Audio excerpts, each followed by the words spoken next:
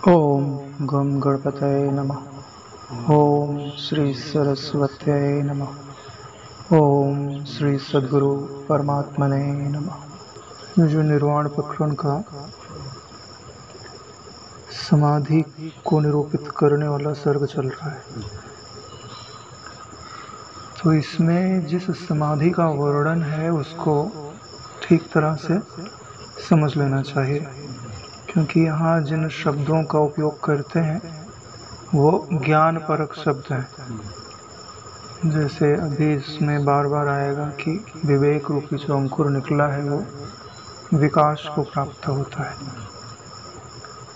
तो ये बात पहले ठीक से समझ लीजिए कि जब हम साधना पथ पर चलना प्रारंभ करते हैं तो विवेक से ही प्रारंभ करते हैं। क्यों? क्योंकि हमको संसार ने दुख दिया, तो हमको यह विवेक उपजा कि दुख मिल रहा है तो कहीं सुख होगा, उधर जाना चाहिए, क्योंकि हर प्राणी की सुखाय प्रवृत्ति है, किसी को दुख पसंद नहीं है। तो हमने देखा कि संसार में कुछ भी करके पर्याप्त मात्रा में धन हो, पुत्र पत्नी आदि अनुकूल हो, यानी जितनी भी आप कल्पना कर सकते हैं सारी सुविधाएं आपको प्राप्त हो, तो भी क्या दुखों से आप छूट गए? नहीं नारायण। क्यों? क्योंकि दुख का कारण बाहर की वस्तुओं से कम आपके मन से ज्यादा है।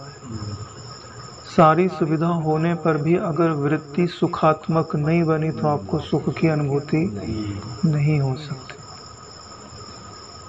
तो आपकी समस्या आपका मन है कि मन सुख दिखाएगा तो सुख लगेगा, दुख दिखाएगा तो दुख लगेगा, और वह मन तो विषय अनुगामी है। विषय अनुगामी होने के कारण विषय बदलते हैं तो उसकी वृत्तियां भी बदलती हैं। तो हमने विवेक किया कि भाई जो चीज़ें दिख रही हैं वह बदल रही हैं, उनके पीछे अगर मन चलेगा तो मन भी अपना रूप बदलेगा ही बदलेगा। तो हमने वहाँ से वैराग्य किया, संतों की शरण में, गुरुओं की शरण में आए। फिर हमें वेदांत मार्ग का ज्ञान हुआ, समझा कि भाई वास्तव में तो सुख अबदल तत्व में है, और अबदल दो ही चीजें हैं, एक तो जिसको आप परमात्मा बोलते हो, एक जो आपका मैं है। तो गुरुमुख से सुना कि जो परमात्म तत्व है वो आपके मैं के रूप में बैठा हुआ है। अगर वही सुख मिल जाए तो वो सुख कभी असुख में नहीं बदलेगा, क्योंकि एक ही चीज आपके अनुभव में आती है जो कभी बदलती नहीं है। वो कौन है? आपका मैं। अगर अपने मैं में सुख मिल गया तो वह कभी अप्राप्त नहीं होगा, और उसके लिए किसी की गुलामी की भी जरूरत नहीं। कोई अनुकूल रहे प्रतिकूल रहे, क्या लेना देना। जिस चीज की आवश्यकता थी वो हमें अपने आप में ही प्राप्त हो गई। जिसके घर में सारी सुविधा हो तो वो बाहर के लोगों की गुलामी करने थोड़ी ना जाएगा। जैसे अभी पृथ्वी पे जीवन की पूरी संभावनाएं हैं, तो दूसरे ग्रह से अपने को क्या लेना देना। लेकिन आपका एक छोटा सा घर हो, अब बिजली तो बाहर से लेनी है, तो उसमें बाहर की चीज़ों की गुलामी बनी रहती है। लेकिन अपना जो मैं है, वास्तविक में, उसमें जो आपकी मूलभूत आवश्यकता है वो सब कुछ, शरीर की बात नहीं कर रहे, शरीर की आवश्यकता संसार से पूरी हो, जो आप हो, आपकी सारी आवश्यकता आपके शुद्ध मैं में है। तो शुद्ध मैं तक पहुंचाने की जो यात्रा है वही यहाँ समाधि रूप से कही गई है। यहाँ योग की समाधि से अलग ये समाधि बताई जाती है। योग में समाधि कैसे करते हैं? कि भाई विक्षेप मन के कारण है, तो मन और प्राण की एकता है, तो प्राणों का निरोध कर दिया जाता है, तो मन का भी निरोध हो जाता है, यानी मन को हमने शांत कर दिया। लेकिन वो समाधि काल में ही लगती है, 1 घंटा 2 घंटा 6 महीने, कभी ना कभी तो समाधि खुलेगी, और खुलेगी तो आपको वैसा ही संसार भासेगा जैसा पहले भासता था। तो बोलते हैं कि फिर ज्ञान की समाधि में क्या घटित होता है? बोले आप समाधि क्यों लगा रहे हो? नाम और रूप परेशान कर रहे हैं, यही विक्षेप डालते हैं, तो बोले हम इनका इलाज कर देते हैं। तो बोले जो दिख रहे हैं नाम और रूप, बोले ये असत है, केवल दिखने भर हैं, ठीक है। जब इनकी असत्ता का बोध हो जाए, वो भी दिखते हुए, यानी दिख रहे हो तो भी इनका आप पे प्रभाव ना पड़े, तो क्या हो जाता है कि आंख बंद की स्थिति में और आंख खुली की स्थिति में एक जैसी स्थिति हो जाती है। अरे नारायण, इसी को तत्वबोध बोलते हैं। जब आंख बंद करने पे जिस निर्विकल्प शांति का आपको अनुभव होता है, वही की वही शांति यदि आंख खुली रहने पर भी होने लग जाए, तो इसी को तत्व स्थिति बोलते हैं, इसी को तत्व समाधि बोलते हैं। तो यहाँ पर जिस समाधि का वर्णन है, वो तत्व समाधि का वर्णन है।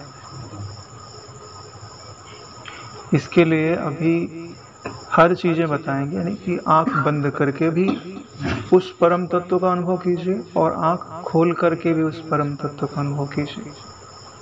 इसके लिए इन्होंने जो परिपाटी बनाई है, फिर से देख लेते हैं। सबसे पहले ये समझना है कि समाधि रूपी वृक्ष का मूल है वैराग्य।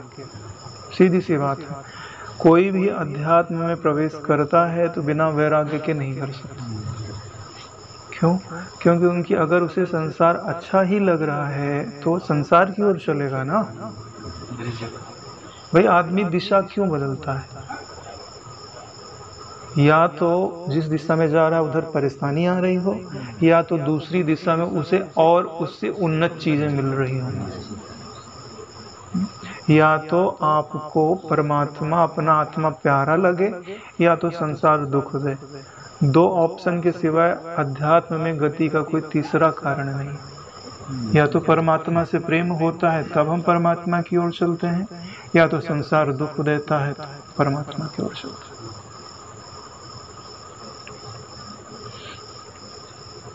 तो सबसे पहले बीज को समझिए कि वैराग्य। वैराग्य यानी जो संसार दुख दे रहा है, अब उससे सुख की जो आशा है वो छोड़ दो। भाई इतने समय तक दुख दिया है और अभी भी हम इसी से सुख की आशा करें तो योग्य नहीं है भाई, हमने समझ लिया। यह आशा कभी पूर्ण होने वाली नहीं है। तो वैराग्य किया, वही बीज है। अब इसी बीज को जमीन में डालो, जो जो चाहिए उसको दो, उसकी रक्षा करो। एक दिन ये आपको तत्व समाधि, अब समाधि के साथ अपन एक शब्द और जोड़ के बोलेंगे, तत्व समाधि, कि कंफ्यूजन नहीं रहे। और आगे जो हम पढ़ेंगे उसमें जो शब्द हैं, उन शब्दों से वहाँ जिस शब्द का तात्पर्य है उन शब्दों को रखते हुए पढ़ेंगे। जैसे बार बार बोलते हैं विवेक, लेकिन वहाँ अभी जो विवेक शब्द बोला जाएगा वहाँ विवेक से तात्पर्य नहीं है, वहाँ किससे तात्पर्य है? ज्ञान से, आत्मबोध से तात्पर्य है। यानी आप विवेक करके ज्ञान को पकड़ लिए हो, वहाँ ज्ञान को पकड़ने से तात्पर्य है, विवेक करने से तात्पर्य नहीं है।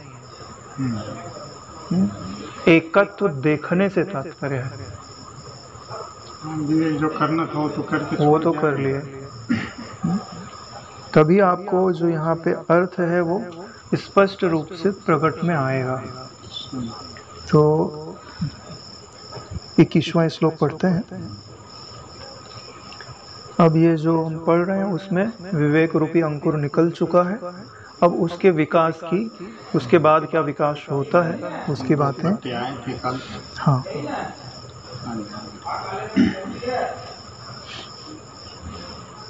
तो इसमें कहते हैं वेदांत शास्त्रों के विचार, साधुओं की संगति और वैराग्य रूपी रस से यह जो ध्यान रूपी अंकुर है, जो ज्ञान से संयुक्त है, वह खूब मोटा हो जाता है, यानी विकास को प्राप्त हो गया।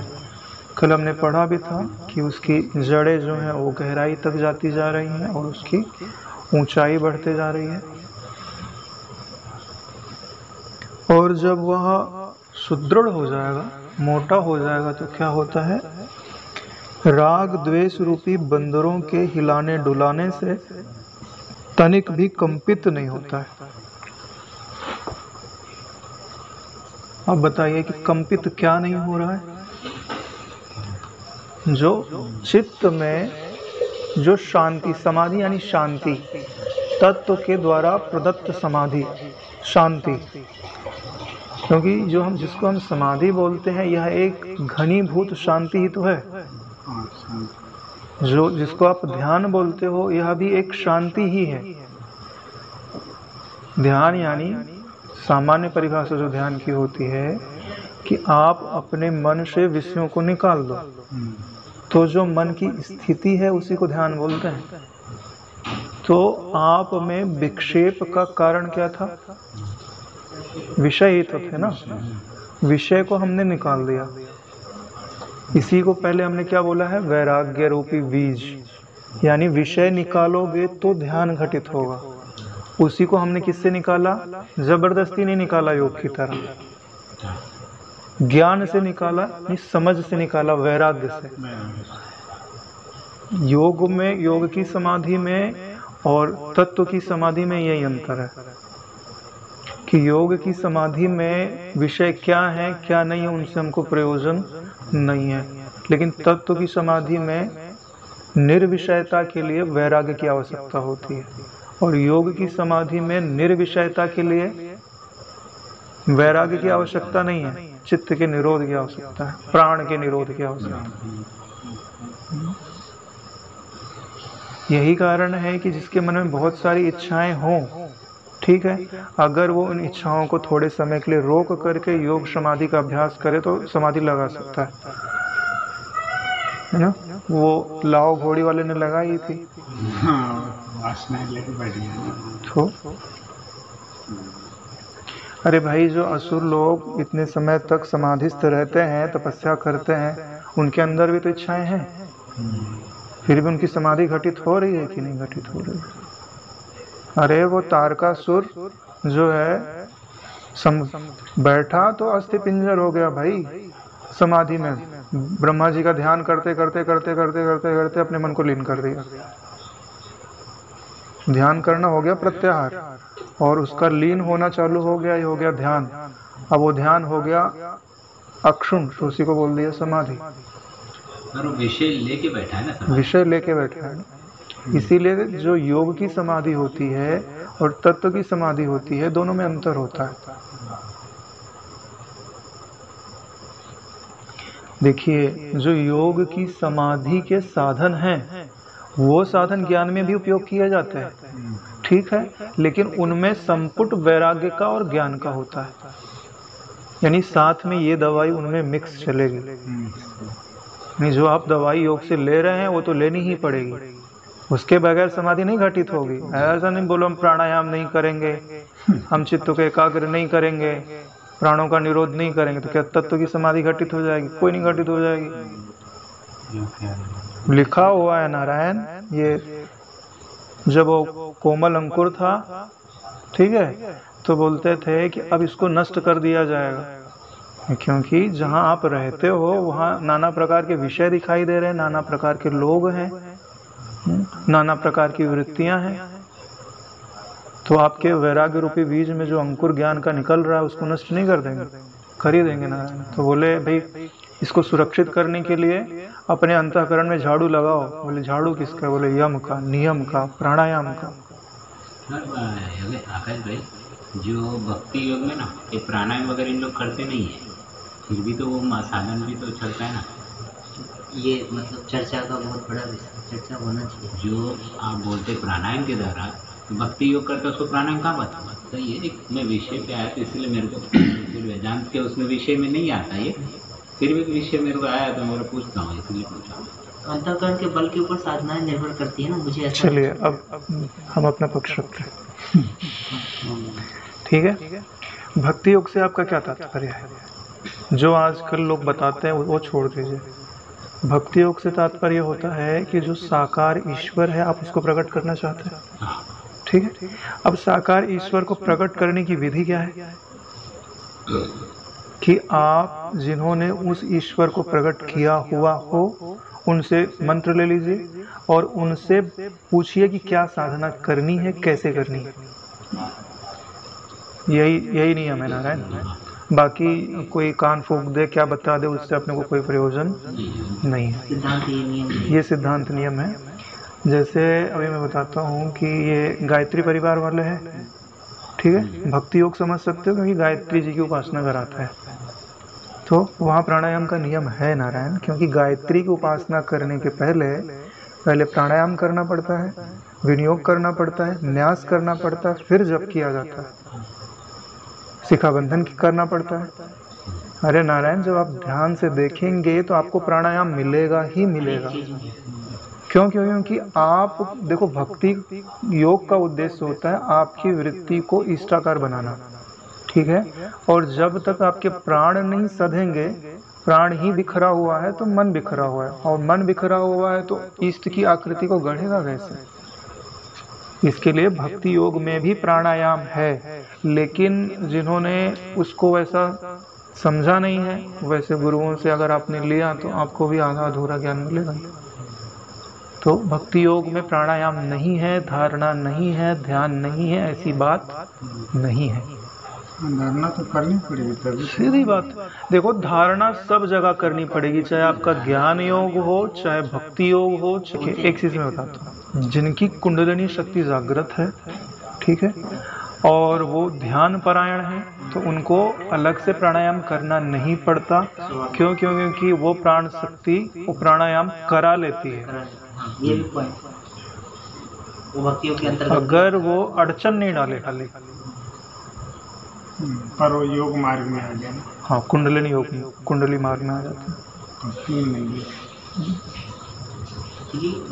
कर दिया अलग अलग होगी तो क्या करें? देखिए, ईश्वर ने जो चित्त शक्ति दी हुई है, कुंडलिनी योग बहुत गहन विषय है। अभी इजराइल का ही एक साइंटिस्ट था, रॉकेट साइंटिस्ट था, वहाँ पे रॉकेट बनाने में उसका बहुत बड़ा हाथ, तो उसने भारतीय दर्शन का बहुत गहरा अध्ययन किया। मैं भी सुना था कुछ ही दिन पहले, कुंडलिनी योग में बहुत रुचि, भारत में आ गया। हाँ, उसने बताया था कि भाई इतना ध्यान करने से हमारा माइंड की जो न्यूरॉन्स हैं वो कुंडलिनी योग के द्वारा डेवलप की जा सकती है। उसके ऊपर उसने बहुत रिसर्च किया।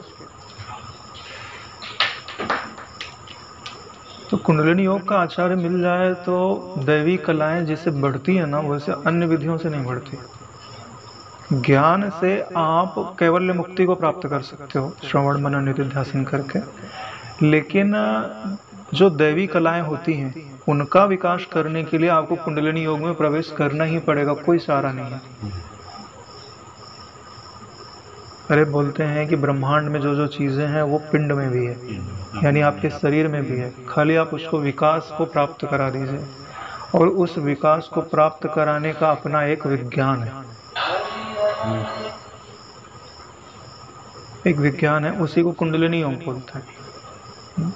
लेकिन अभी कलयुग में तो वैसे गुरुओं का मिलना, वैसा आहार, वैसा चिंतन, वैसा शरीर को संभालना अभी बड़ा कठिन है।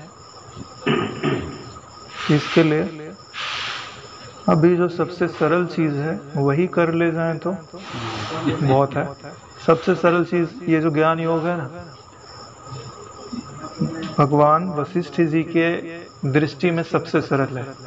जब काकभूषुंडु जी का और वशिष्ठ जी का संवाद हुआ था, तब वहाँ उन्होंने बोला था हाँ, कि भाई दोनों तरह से ज्ञान पाया जा सकता है, लेकिन जो ज्ञान योग जिसको अभी विचार के द्वारा जो प्राप्त होता है, यहाँ पे यदि आपको वैराग्य प्राप्त है तो इससे सरल साधन नहीं है। लेकिन जो जितना सरल होता है उसके लिए उतना ज़्यादा तत्पर होना पड़ता है। सरल का मतलब ये है कि शारीरिक कष्ट नहीं है, बौद्धिक जागरूकता है। आप एक पल के लिए भी सो नहीं सकते, गफलत में नहीं सो सकते। हर वृत्ति का अनुसंधान लगता है, कौन सी वृत्ति क्या कर रही है और उससे हमारे अंतःकरण में क्या घटित होगा, ये हर चीज हर वृत्ति को देखता है, हर वृत्ति को एनालाइज करता है, उसका अपने पर क्या प्रभाव पड़ता है। यही तो अध्यात्म है। अध्यात्म का जो अर्थ निकाला जाता है आत्म यानी अपना मैं, उसके आगे अधि जो है उपसर्ग लगा दिया तो बन गया अध्यात्म। अधिआत्म, अधि का अर्थ होता है मुख्यता, जिसमें अपने मैं की मुख्यता है, ऐसा जो ज्ञान है, ऐसा जो विज्ञान है, उसी को अध्यात्म बोलते हैं। तो भक्ति योग वाली बात में भी प्राणायाम है, ऐसा है कि नहीं है कि ऐसा तो नहीं है।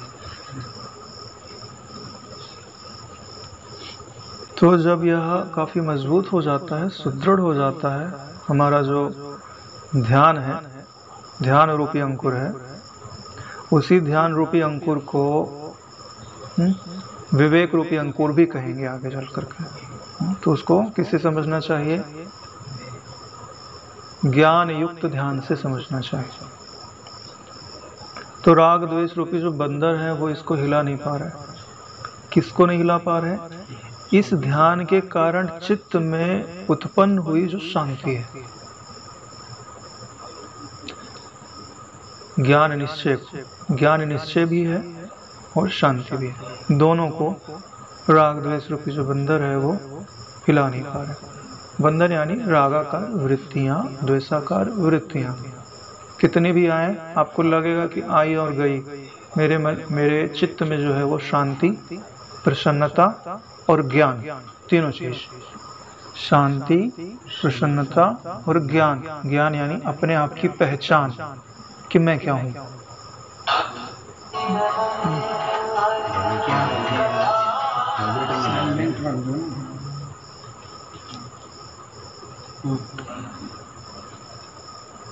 तीनों चीजें जो है वो विक्षेप को प्राप्त नहीं होती, तब समझिए कि भैया साधन सही दिशा में चल रहा है।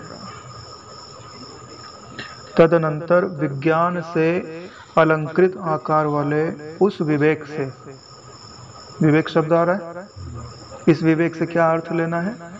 ज्ञान युक्त ध्यान जो आपके चित्त में घटित हो रहा है। ध्यान यानी निर्विषयता। इसका अर्थ समझते हैं कि केवल ज्ञान ही है, लेकिन जागृति के लिए कि आप वहां उपस्थित हो, ध्यान शब्द का हम लोग प्रयोग करेंगे। विज्ञान से अलंकृत आकार वाले उस विवेक से यानी ज्ञान युक्त ध्यान से आत्मरस से विलास करने वाली, बहुत दूर देश तक जाने वाली लताएं प्रादुर्भूत होती हैं। लताओं से तात्पर्य यहाँ शाखाओं से है।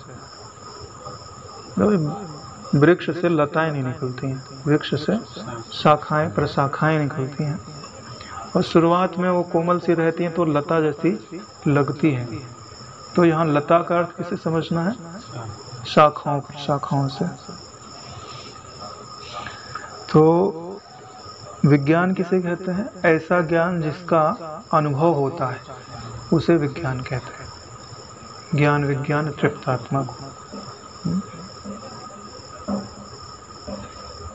जैसे आप लेबोरेटरी में जाते हो, साइंस क्यों बोलते हैं कि जो हमने यहाँ पढ़ा है वो लेबोरेटरी में जाके आप परीक्षण कर सकते हो कि हाइड्रोजन ऑक्सीजन मिलाने पे पानी बन रहा है कि नहीं बन रहा है, तो उसको विज्ञान बोलते हैं। तो अध्यात्म विज्ञान किसको बोलते हैं? कि आप अपनी वृत्ति को इष्टाकार बनाओ और आपको आनंद आवेगा। ये हमने सत्संग में सुन लिया। अब आए अपने पूजा घर में, किया प्राणायाम, किया धारणा अपने इष्ट की, और आकृति बनी, हमने मानस पूजन किया। अब आनंद आया कि नहीं आया? बोले आनंद आया। बोले ये वहाँ जो ज्ञान था वो यहाँ पे आके विज्ञान हो गया। वहाँ तो एक घड़ी हो सकता है कि कभी आपको आनंद नहीं आवे, लेकिन यहाँ जो विज्ञान है, तत्व ज्ञान का जो विज्ञान है, वो संपूर्ण विज्ञान है। यानी आप विवेक करोगे तो आपको पता चलेगा ही चलेगा कि जो देखने वाला है वो बदल है, जो देखने वाला है वो चेतन है, अचल है, ज्ञान रूप है। विचार करोगे तो आप पाओगे ही पाओगे कि आँखों से जो दिखता है वो मिथ्या है। तो ये विज्ञान हुआ ना, खाली सुन करके मानने की जरूरत नहीं है। ज्ञान ही आगे चल करके विज्ञान का रूप लेता है। गुरु मुख में है तो ज्ञान है, आपके अनुभव में आ गया तो विज्ञान है। इसके लिए बापू जी ने एक जगह बोला हुआ है कि ज्ञान गुरु जी का कब तक है? जब तक उन्होंने बोला नहीं है। जिस दिन उनके मुख से निकल गया उस शिष्य का अनुभव हो जाना चाहिए। अरे विद्या गुरु जी के मुख में निवास करती है, उन्होंने दे दिया ना तो आपका अनुभव हो जाना चाहिए। इसके बाद आप किसकी आशा कर रहे हो कि डांटेंगे मारेंगे तब करोगे? शक्तिपात वो दंड से ही किया जाता है।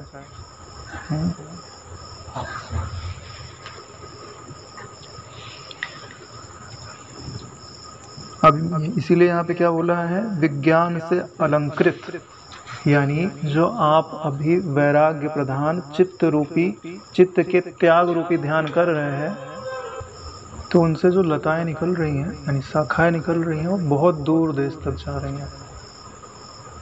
अब बहुत दूर देश तक जाने से क्या तात्पर्य है?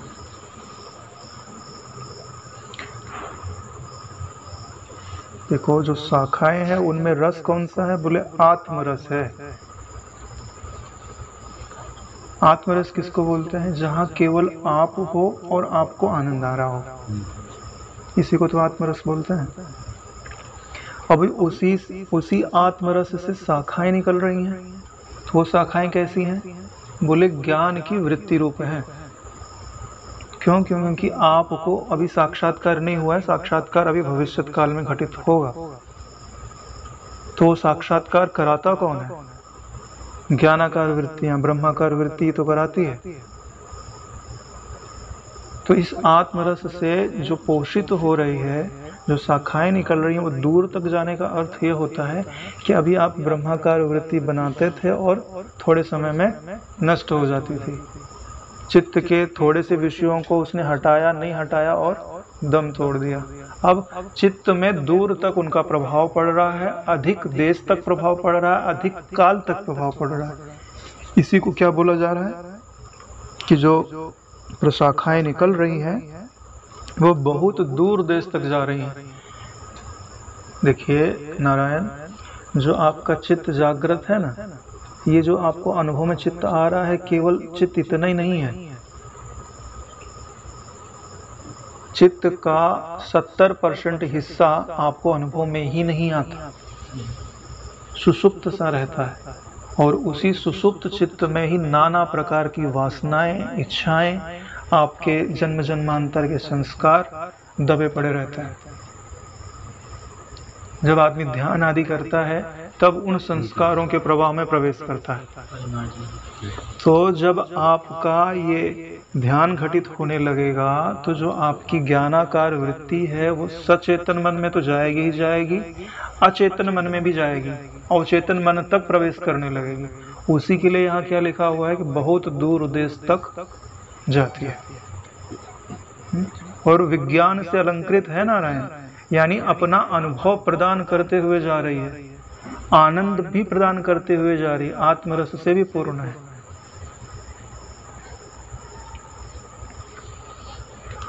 तो जब ये अवचेतन मन में प्रवेश कर गई अपने पूरे वैभव के साथ, तो अवचेतन मन में जैसे ही परिवर्तन होता है तैसे ही आप में दिव्य गुण उत्पन्न होने लगता है। क्यों? क्योंकि आप में गुण रहेंगे कि दोष रहेंगे, आपका अवचेतन मन पर निर्भर करता है। अरे भाई, आप अभी सो करके उठे, कोई व्यक्ति सामने से गुजरा, आपको शत्रु लगेगा कि मित्र लगेगा कि शून्य रूप लगेगा? किस बात पे निर्भर करता है? आपने सोचा तो नहीं कि ये व्यक्ति कैसा है, मगर अनुभव इस बात पे निर्भर करता है कि उससे जुड़े हुए जो संस्कार आपने पहले संग्रहित कर रखे हैं, वो आपके सोचने के पहले ही उस व्यक्ति से जोड़ करके आपको वैसा परोस देंगे। यही कारण है कि तत्वबोध होने के पश्चात ज्ञानी को इस जगत को ब्रह्म रूप अपने से अभिन्न देखने के लिए प्रयास नहीं करना पड़ता। क्यों? क्योंकि जो उनका दूर देश है वो परिवर्तित हो चुका है। अभी तो हमारा निकट का देश परिवर्तित नहीं हुआ नारायण।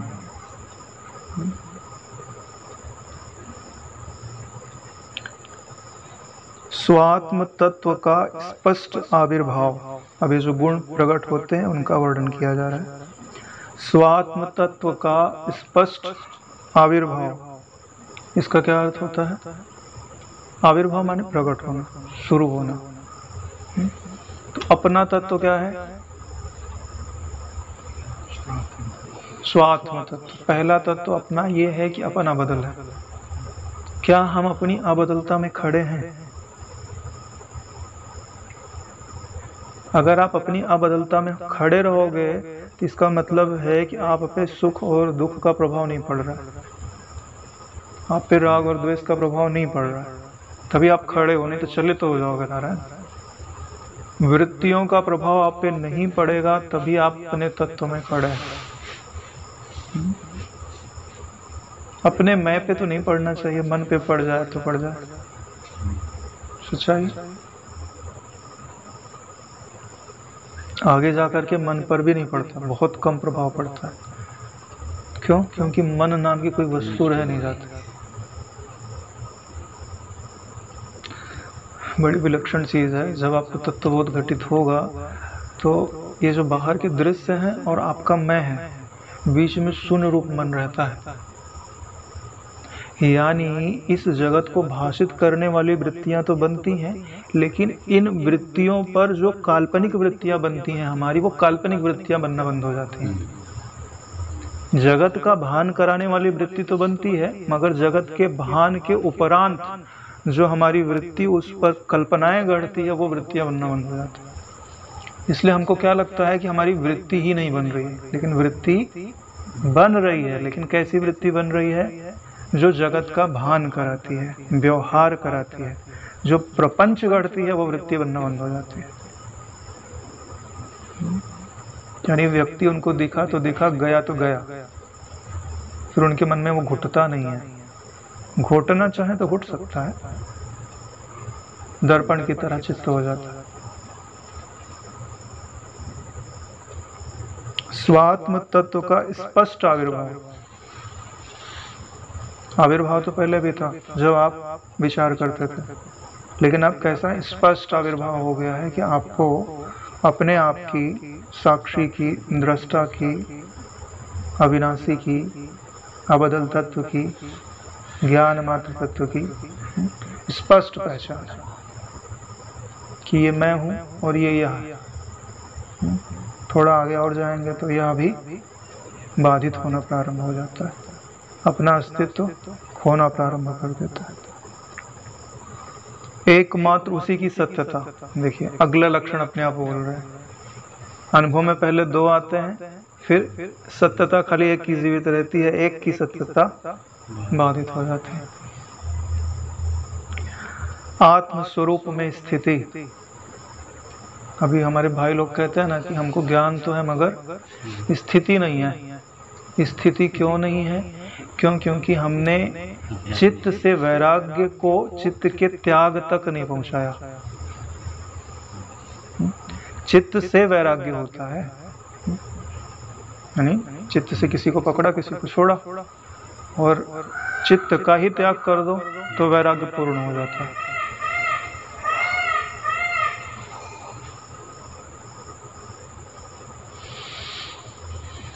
तो जब आप ऐसा करने लग जाओगे, ध्यान घटित होने लग जाएगा, तो आत्मस्वरूप में स्थिति होने लगेगी, धीरता आ जाएगी।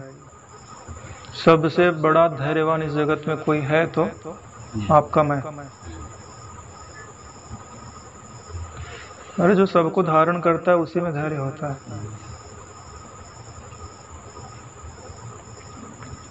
निर्विकल्पता, निर्विकल्पता का क्या अर्थ होता है? लोकेश भाई बताएं। कुछ कल्पना ही नहीं रही। बताओ प्रभु। हाँ बताओ। निर्विकल्पता का क्या अर्थ होता है? विकल्प का क्या अर्थ होता है? विकल्प मतलब किसी वस्तु के विषय में ठीक ठीक भान नहीं होना, उसके से विकल्प होना, संकल्प होना, हाँ। exact नहीं निर्णय होना, उसको विकल्प बोलते जब किसी वस्तु का यथार्थ ज्ञान नहीं होता है तो हमारे पास एक निश्चय के अलावा ज्ञान होगा तो एक ही चीज होगी, वो आपका ज्ञान हो गया। लेकिन वो ज्ञान नहीं हुआ तो 3-4 विकल्प होंगे, ये हो सकता है, ये हो सकता है, ये हो सकता है, ये हो सकता है। निर्विकल्पता का अर्थ यानी ऑप्शन खत्म हो गए, आपको ज्ञान हो गया कि यही है, इसको बोलते हैं निर्विकल्पता। जब तक हमें स्पष्ट पता नहीं था कि मैं क्या हूं, तब तक विकल्प थे कि मैं क्या हूं। भान हो गया तो सारे विकल्प खत्म हो, जरूरत ही नहीं, ऑप्शन देने की जरूरत नहीं, मुझे पता है। किसी से प्रश्न पूछो तो आजकल बोलते हैं भाई ऑप्शन तो दो। जब आपको बोध हो गया तो नारायण ऑप्शन की जरूरत ही नहीं है, निर्विकल्प हो गया, निर्विकल्पता आ जाएगी। समता, अरे जिसका ध्यान अपने स्वरूप की ओर है वो सम ही होगा नारायण, विषम नहीं हो सकता है। क्योंकि विषम तब होते हैं जब ध्यान मनोवृत्तियों की ओर होता है। पढ़ा है ना हम लोगों ने कि जिसको तत्वबोध चाहिए उसकी संबित जानने वाले की ओर होनी चाहिए। जिसकी संबित प्रकाश से की ओर है वो कभी प्रेम करेगा, कभी दूर भागेगा, क्योंकि यही तो अभ्यास किया हुआ है पहले से। तो अभ्यास भी तो अपना रंग दिखाएगा ना। तत्वबोध के पश्चात आप स्वतंत्र हो, लेकिन तत्वबोध जब तक नहीं हुआ तब तक जो पहले का अभ्यास है उसका विपरीत अभ्यास करना पड़ता है। दृश्य की ओर देखने का अभ्यास है तो दृष्टा की ओर संबित के प्रवाह का अभ्यास करना पड़ता है। इसी को क्या बोलते हैं कि एक संबित का प्रवाह ही तो उलटना है और क्या करना है, इतना। जो इंद्रियों की मन की गति बहिर्मुख है उसको अंतर्मुख, जहां से वृत्ति को अपने उद्गम की ओर डाल दो। बोलते नहीं कि राधा जी का कौन सा लोक है? गोलोक, है ना। वहां बोलते हैं कि झरने जो है वो ऊपर की तरफ, ये झरना ऊपर से नीचे गिरता है तो यहाँ नीचे से ऊपर की ओर जाता है। यानी आत्मविद्या का जहाँ लोक है गोलोक, यानी आत्मविद्या का लोक, वहां पे क्या होगा, जो आपकी संबित है वो उद्गम की ओर जाएगी, जहां से उत्पन्न हो रहे उधर जा रहे, तो आप ब्रह्म विद्या के लोक में हो। प्रपंच के लोक में हो तो हाँ उद्गम से बाहर की ओर जाएगा।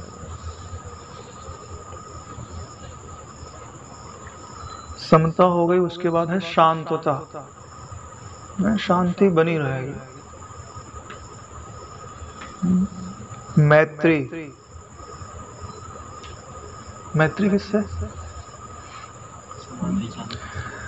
आत्मवत सर्वभूतेषु, जितने भी प्राणी दिखाई देते हैं वो मैं हूँ, मेरा ही स्वरूप है, सबसे सुहृदम सर्वभूतम। तो मैत्री उपस्थित है। कहीं कहीं तो ऐसा बोलते हैं कि ब्रह्म ज्ञानी जन अगर कहीं से जाते हैं तो वहां की दीवारें भी रो पड़ते हैं, क्योंकि वास्तव में यहाँ जड़ कोई वस्तु नहीं है। जड़ता तो अज्ञान के कारण भासती है। तत्वबोध होने के पश्चात हर चीज आप हो, चेतन हो, आपका ही खेल है, ज्ञान ही ज्ञान है। तो अपने आप से ही मैत्री होती है नारायण, क्योंकि हमको हमसे प्रिय कुछ नहीं है। तो जब पूरे संसार के रूप में अगर आप अपने आप को अनुभव करने लगते हो तो सबको आप अपने रूप में ही दिखाई देते हो, तो मैत्री घटित होती है। करुणा, कीर्ति और आर्यता। कीर्ति यानी यश,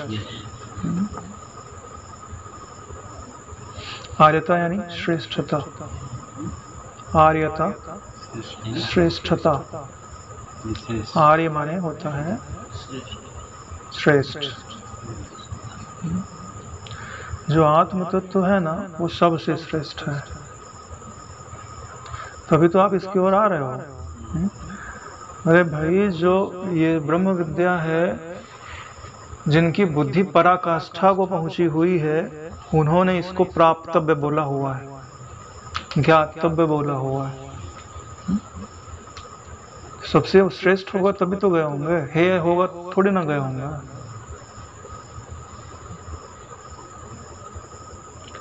ये सब जो शाखाएं हैं उसी एक विवेक रूपी अंकुर से निकलती हैं।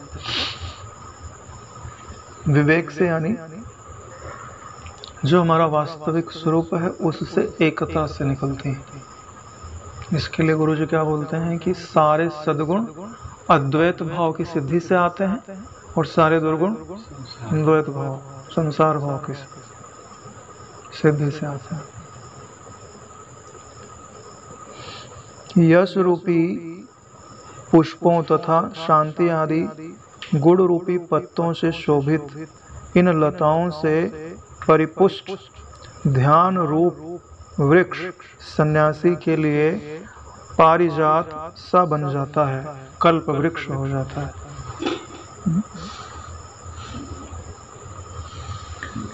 यश रूपी पुष्पों, तो पुष्पों से किसकी उपमा दी गई है? यश की। तो यहाँ पे यश किसके लिए कहा जा रहा है? अरे नारायण, जो ब्रह्म विद्या का प्रभाव है वही उसका यश कहा जाता है।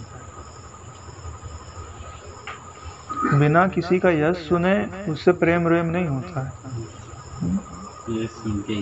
यश सुन के ही जाते हैं नारायण। तब अब आपके चित्त में उस ब्रह्म विद्या का, आत्म विद्या का, ईश्वर का, गुरु सत्ता का जो यश है वो प्रकाशित हो जाता है कि वास्तव में इनका प्रभाव क्या है। शांति आदि गुण रूप पत्तों से शोभित है, यानी कल्प वृक्ष, यानी जो चित्त है आपका, चित्त में जो समाधि रूपी वृक्ष उत्पन्न हो रहा है, इस वृक्ष के कारण जो छाया मिल रही है वही छाया शांति है। पत्तों से छाया ही तो मिलती है। और ध्यान रूपी यह वृक्ष है। ध्यान से क्या मतलब समझना चाहिए? चित्त के त्याग से घटित जो शांति है उसी को यहाँ ध्यान कहते हैं। चलो एक प्रश्न पूछता हूँ, आपको चित्त का त्याग करना है तो आपको क्या करना चाहिए? देखिए, चित्त का स्वरूप क्या है? बोले चित्त का स्वरूप है चिंतन।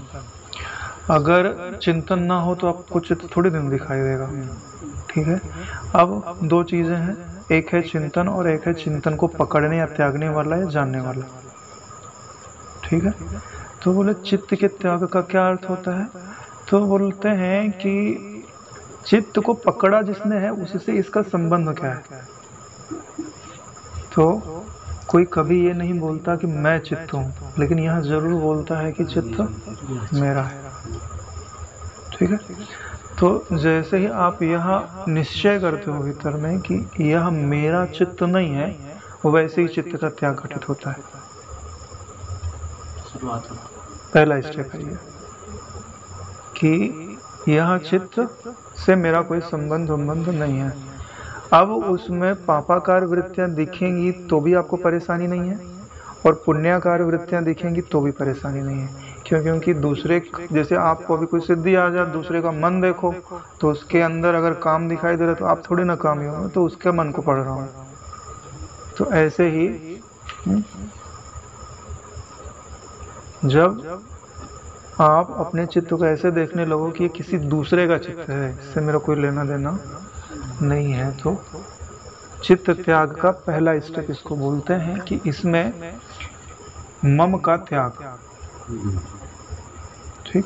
अब जब मम का त्याग कर दिया गया तो अभी भी चित्त है, ऐसा नहीं है कि चला गया। त्यागने में दो चीजें घटती होती है। एक तो परिपूर्ण त्याग क्या है कि एक तो उससे कोई संबंध ना हो, ये भी त्याग है, और दूसरा वो भी ना हो। जैसे एक मिनट, जैसे आपकी पत्नी है, ठीक है, और आपने उसको तलाक दे दिया तो आप कोई संबंध नहीं रहेगा, ठीक है। अब उससे कोई टेंशन नहीं है आपको, लेकिन उसने क्या किया कि आपके घर के सामने उसने अपने घर बना के रहने लग गई, तो हो सकता है कि पुरानी कोई बात आपको याद आ जाए और दिखे तो प्रभाव पड़े, हो सकता है कि नहीं हो सकता है। तो बोले दोनों चीज घटे, संबंध भी छोड़ दिया जाए और भाई तू संबंध छोड़ रहे तो तू दूर जाके बस कहीं दिखाई मत दियो इधर, तो ये पूरा त्याग हो गया, यानी अब कोई प्रभाव नहीं पड़ेगा, ठीक है।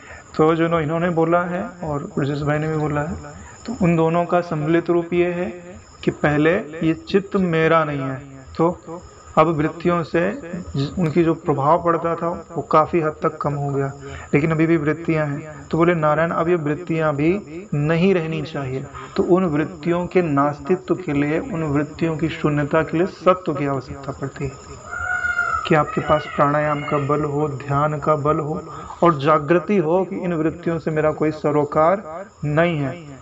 जब सरोकार नहीं रहेगा तो उनका जो फोर्स था उठने का वो कम हो गया, और आपकी शांति के बल के द्वारा, धारणा के बल के द्वारा ये थोड़ी देर में व्यतीत हो जाएंगे, ठीक है। इससे आपको ध्यान घटित होगा। अरे भाई ध्यान किसी को तो बोलते हैं कि चित्त का निर्विषय हो जाना, ठीक है, लेकिन इसमें अगर चित्त का त्याग पहले वाला विचार डालकर उसके बाद ध्यान घटित हुआ तो ये ज्ञान वाला ध्यान है। यानी त्यागने के पश्चात, डाइवोर्स देने के पश्चात दूर भेजो, ठीक है। अगर डाइवोर्स दिए बगैर दूर भेजोगे तो कल वापस आएगी। अरे पत्नी कल वापस आएगी नारायण, फिर से परेशान करेगी। दृष्टांत सही बता रहे हैं, विचार करोगे तो चित्त त्याग का यही अर्थ होता है नारायण कि एक तो संबंध का त्याग और दूसरा चित्त में से चिंतन का त्याग, चित्त में से चिंतन का विदा हो जाना। हे रामचंद्र जी, लता पल्लव पुष्पों से शोभित इस तरह का उत्तम ज्ञान रूपी वृक्ष दिन प्रतिदिन भविष्यत काल में मूल अज्ञान के उच्छेदक ब्रह्म साक्षात्कार रूपी ज्ञान का प्रदाता होता है। यानी भविष्य में जो आपको ब्रह्म तत्व का साक्षात्कार होगा, उस ज्ञान को देने वाला यही समाधि रूपी वृक्ष है। यानी चित्त का त्याग और फिर चित्त के त्याग के पश्चात चित्त के चिंतन, चिंतनाकार जो वृत्तियां उनको भी शांत, अभी किसके द्वारा बोले? विवेक के द्वारा। अभी वो विवेक कौन सा है? जो वैराग्य के बाद आता है। वही तो बात हम लोग पढ़ रहे हैं। कुल मिलाकर बोले तो ज्ञान का विचार करते हुए, अपने चित्त से ममता का त्याग करते हुए चित्त को लीन कर देना। किसमें? एक ज्ञान मात्र तत्व में, कि ज्ञान ही है और कुछ नहीं है।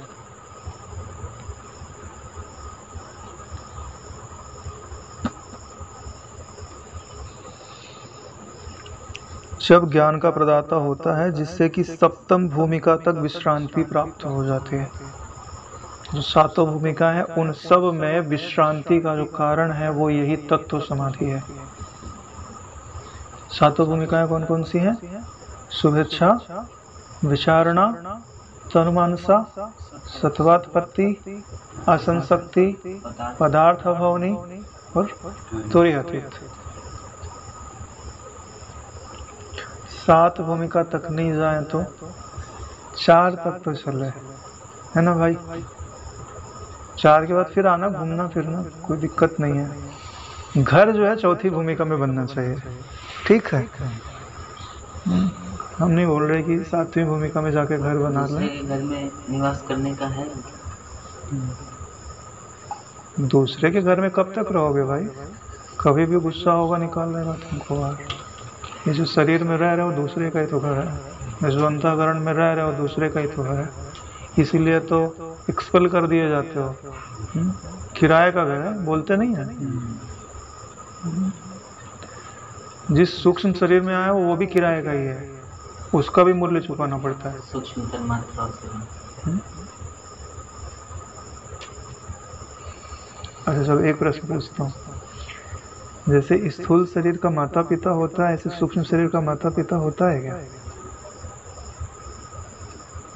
नहीं, शायद मेरे हिसाब से जो सूक्ष्म तन्मात्रा है उससे उपजती है, तो माता पिता मुझे तो नहीं लगता है। प्रमाण बताओगे तो मानेंगे। तो उपजा कहाँ से नारायण? सूक्ष्म तन्मात्राओं से। वही तो माता पिता सोचने का ना हाँ तो ठीक है ना, तो वो माता पिता है तो वो स्वीकार है ना। अरे भाई जैसे स्थूल शरीर में आपका कोई पिता होता है, आपका कोई माता होता है, तो 5 भूत तो माता पिता नहीं कहे जाते ना। यहाँ पे स्थूल शरीर के माता पिता 5 भूत थोड़ी ना कहे जाते हैं। तो आप सूक्ष्म शरीर के माता पिता को सूक्ष्म तन्मात्राएं कैसे बोलते हो? मैं तो नहीं बोल रहा। हाँ तो विचार करो। अच्छा करो भाई, सब लोग मैं भी। इतना बढ़िया प्रश्न है भाई, कभी विचार ही नहीं किया हम लोगों ने कि भाई सूक्ष्म शरीर को का माता पिता कौन? चलो माता पिता नहीं, चलो जनक कौन? उपजा कहाँ से हो? किसने उपजाया? प्रकृति से।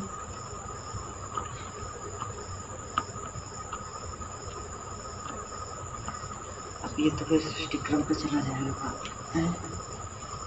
चलो कल पे रख देते हैं ना, कल विचार करके आएगा। बताओ यार, मतलब कि बैठे हो मौन होकर के, हमारे स्वामी जी बगल में बैठे हैं, आप प्रभु कुछ इच्छा से उपचार। ये काफी अच्छा था। बड़ी मन किया तो सब जग गया। किसकी इच्छा से उपजा? ईश्वर की इच्छा से।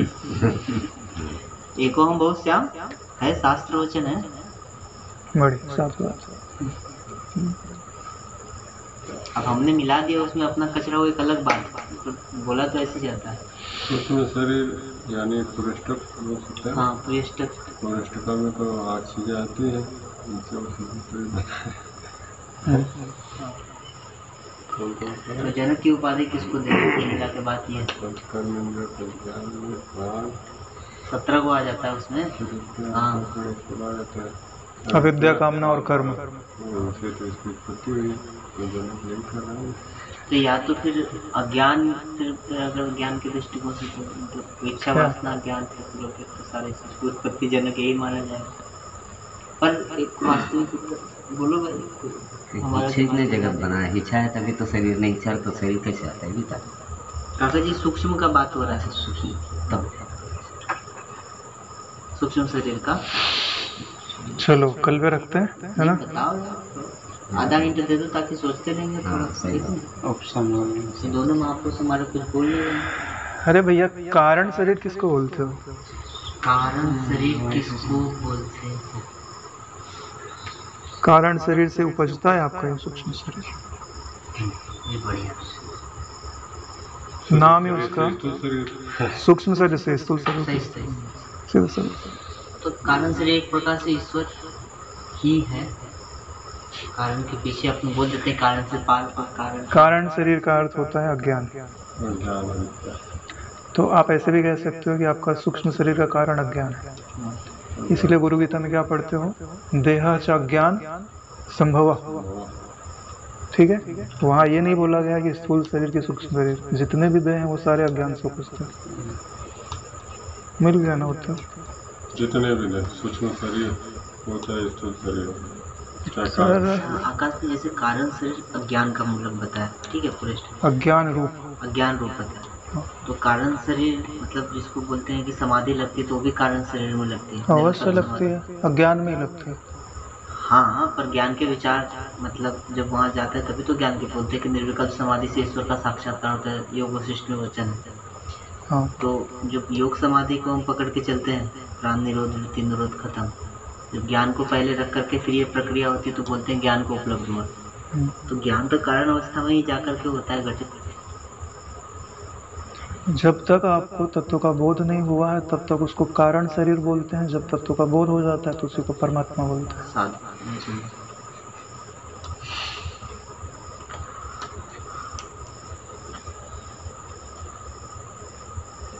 एक श्लोक और पढ़ देते हैं। यश रूपी पुष्पों के गुच्छों से भरा, गुण रूपी पत्तों के विलास से भूषित, वैराग्य रूपी रस से विस्तार को प्राप्त, प्रज्ञा रूपी मंजरियों से अलंकृत यह समाधि रूपी वृक्ष सारी दिशाओं को ऐसे शीतल कर देता है जैसे वर्षा ऋतु में मेघ, सांसारिक ताप को ऐसे शांत कर देता है जैसे सूर्य के ताप को चंद्रमा। क्या हुआ भाई? देखो, फील लाओ इसकी तो आनंद आएगा आपको। जैसे गर्मी का दिन हो, ठीक है, तो सूरज जो है व्यतीत हो जाए और चंद्रमा निकल जाए और मंद मंद हवा चलती रहे तो शीतलता का अनुभव होता है। तो जब आपको तत्व के निश्चय से जब इस प्रकार की शांति घटित होती है जो अक्षुण हो, उस तत्व के सिवाय कोई ना हो, तो चित्त से सारा ताप विदा हो जाता है। चारों तरफ केवल शीतलता ही शीतलता रहती है, शांति रहती है, आनंद रहता है, माधुर्य रहता है, प्रकाश रहता है, आलोक रहता है। देखिए, जो कल्प वृक्ष की जो भावना है ना, तो कभी इसको वृक्ष के रूप में उठाइए, भावना करिए और अपने चित्त में आरोपित कर दीजिए। एक प्रकाश में वृक्ष, ऐसा वैसा वृक्ष नहीं जिसके पत्ते से भी प्रकाश निकल रहा है, पुष्प से भी प्रकाश निकल रहा है, फल से भी प्रकाश निकल रहा है। ऐसे वृक्ष की कल्पना करिए और उसमें आरोपित करिए कि इसके जो पत्ते हैं वो ज्ञान के अनुभव रूप प्रकाश से प्रकाशित हैं, जो फल है वो आनंद से पूरित है, तृप्ति देने वाला है, और इसमें जो रस बह रहा है वो वैराग्य का रस है। तो जितनी चीजें हम लोगों ने पढ़ी हैं इनकी उस वृक्ष में भावना करिए और बोलिए, हे चित्त मैं तुझमें अर्पित करता हूँ। ये ज्ञान की धारणा है। देखिए, ये जगत वैसा ही है जैसा आप इसको देखना चाहते हैं। आपका चित्त कैसा है जैसा आप उसको रखना चाहते हैं। अगर आप उसको दैवी भावों से आप्लावित कर देंगे तो कल आप देवता बन जाएंगे। अगर राजसी भावों से आप्लावित कर देंगे तो कल आप यही श्लोक भटकते रहेंगे। पांचवी भावों से भर देंगे तो पशु बन जाएंगे। जो दिव्यता की भावना है वही चित्त में दिव्यता लाती है, बाकी चित्त में दिव्यता लाने का और कोई कारण नहीं है नारायण। जब करते करते आप ईश्वर का दैवी भाव का चिंतन करते हो तो दिव्यता लाता है। धारणा करते हो दिव्य चीजों की, तभी तो चित्त के अंदर दिव्यता आती है। उपासना करने वाले में और वासना वाले में क्या अंतर है? भावों की दिव्यता का ही अंतर है। तो ज्ञान के साथ ज्ञान के दिव्य भावों को भी प्रवाहित करना चाहिए। तभी तो उसका कुछ निकलेगा, मजा आएगा, आनंद आएगा, रस आएगा। एक प्रश्न छोटा भाइयों से, जिसको हम शांति बोलते हैं, जो जब के समय मिलती है या ज्ञान के विचार के द्वारा या किसी प्रकार, जो कुछ अल्पकालिक या थोड़ा ज़्यादा समय या जिस समय रहती है, और जिसको हम आनंद बोलते हैं, तो इन दोनों को कैसे समझना चाहिए कि शांति की प्रकटता आनंद का रूप लेती है कि आनंद कुछ और चीज़? कैसे इसको मतलब समझना हो तो कैसे समझा अलग? स्वामी जी प्रकाश डालिए, क्योंकि शांति का अनुभव तो यहाँ सभी व्यक्ति को होगा। माला करते समय मन शांत होता है, अच्छा लगता है, फील आता है। आप ज्ञान के परिप्रेक्ष्य में इसको कैसे समझना चाहिए? ऐसे सही बात है वेदांत बहुत में आप तो नहीं आनंद को डिफाइन किया था ना, आनंद में क्या चलता है। वैसे मन की स्थिरता, मन में भागा दौड़ी नहीं है तो उस समय भी लोगों को शांति मिलती है, शांति लगती है।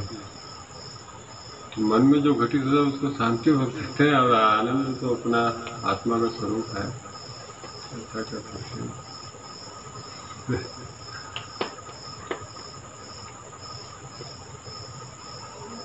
और कोई देगा भाई?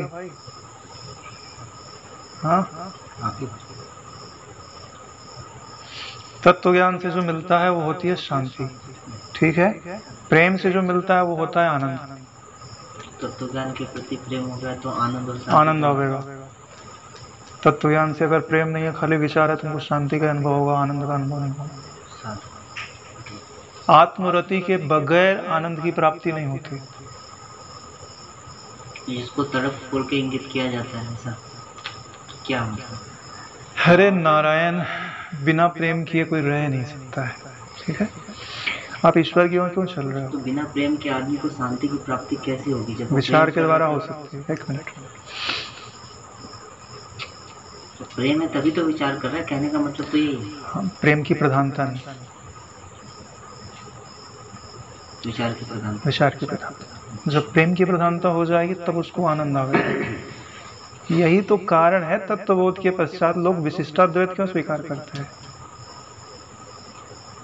आनंद के लिए। नारायण, अभी आप डॉक्टर जी के पास निकल जाओ और पूछो आनंद शांति से अलग है क्या? बोले बिल्कुल नहीं। जो नैष्ठिक शांति है उसी को तत्व ज्ञान में आनंद बोला जाता है। लेकिन जिसको आनंद का अनुभव होता है उससे पूछो आनंद क्या है, तो वो बताएगा कि आनंद जो है वो तत्व विचार से नहीं आता, तत्व के प्रति जो प्रेम है उससे आता है। क्यों? क्योंकि आनंद मिलने का विषय है, जानने का विषय नहीं है। जानने से शांति आती है, आनंद नहीं आता है। कोई बिछुड़ा हुआ हो और मिले तो आनंद आता है।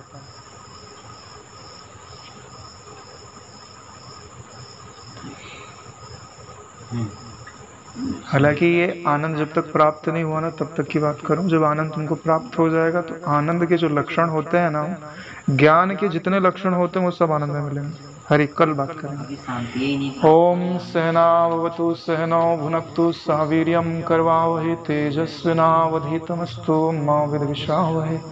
ओम शांति शांति शांति। श्री सद्गुरुदेव भगवान की जय।